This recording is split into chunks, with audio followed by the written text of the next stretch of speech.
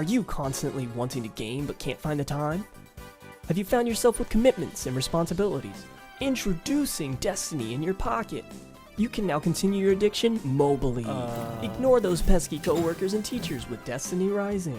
Swipe away all your troubles with ease and experience the Destiny magic all over again. And remember, this life-altering addiction is not available in stores, so get yours now while it lasts. Hey man, I don't know. Pre-order now, and we'll throw in a second one absolutely for free.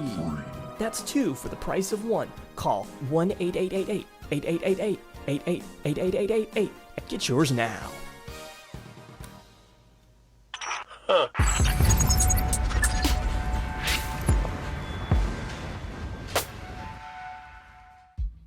Destiny Rising, dropping at the end of this month, is an officially licensed Destiny mobile game.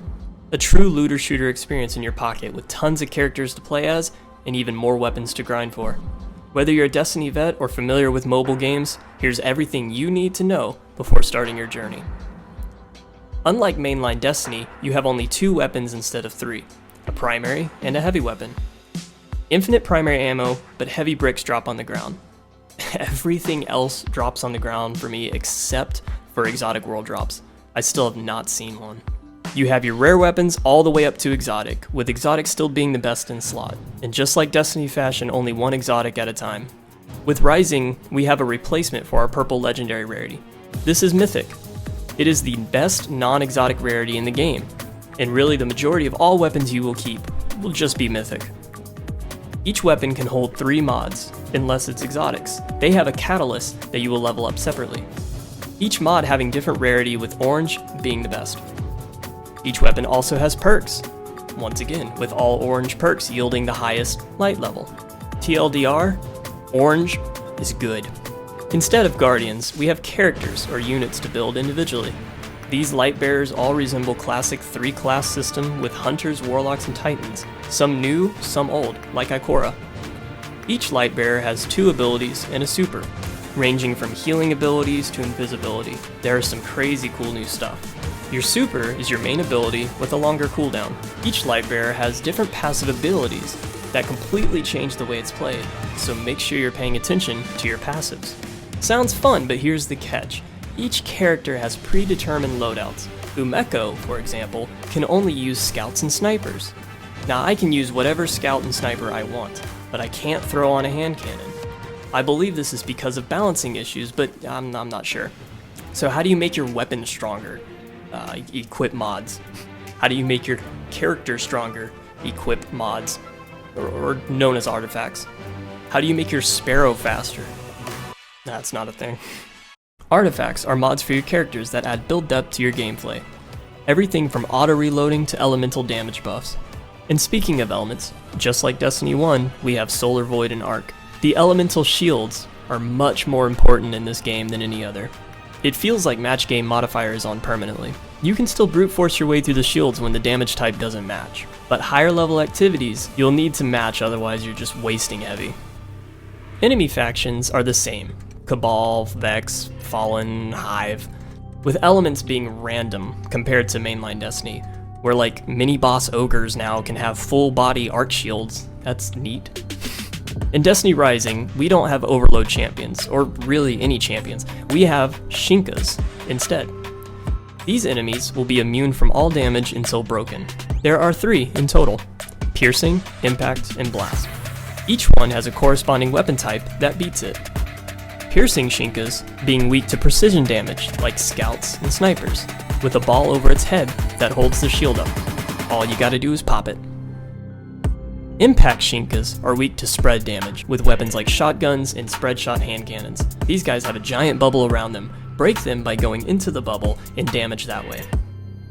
And finally, Blast Shinkas, being weak to AoE damage, like rockets and grenade launchers. These Shinkas have multiple dots or drones floating above. By popping all of them quickly, you can then begin damage. Okay, so that's the enemies. Now let's talk about the game. It is still a mobile game, so we have to suffer through the energy system, unfortunately. This is a daily refresh of spendable resource that you basically use to obtain leveling up materials, and that's pretty much it. You can play everything without energy and still get rewards, just at a heavily diminished rate.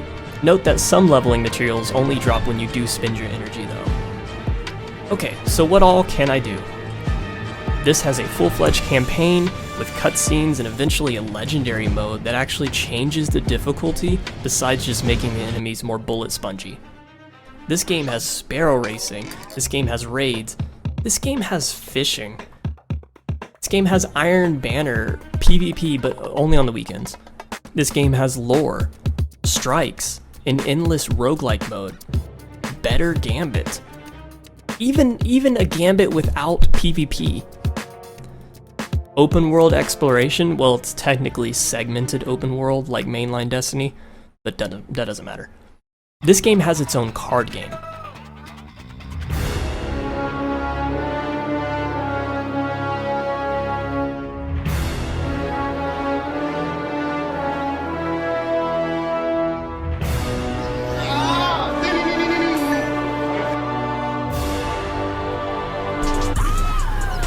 It has everything, literally everything except a crouch button. Like, let me slide. For the love of... The customization in this game alone will be crazy. The season pass is primarily cosmetics for weapon shaders and stickers to add to your characters. There's leaderboards, titles, clan housing, firing range. Now this is where I lose a bunch of the Destiny vets. Yes, characters are obtained through a casino-style slot pool. That's awful. We hate that. But here's some good news. Weapons and exotic weapons drop from activities, and even when you have spent your energy for the day, exotics can still drop. The expense in playing this game rests solely on obtaining the new characters, which means those future characters are just going to be insane. It's got to be a reason to get them. They're going to be broken. Much more broken than anything we've seen before. But this topic is, I'd like to take a wait and see kind of approach, because during the closed beta test, drop rates were extremely generous, and one could hope it remains that way. Over my 1 month of playing the beta, I had obtained enough free currency to pull at least a copy or two of every 4-star and even a few 5 stars there. But once again, we will just have to wait and see.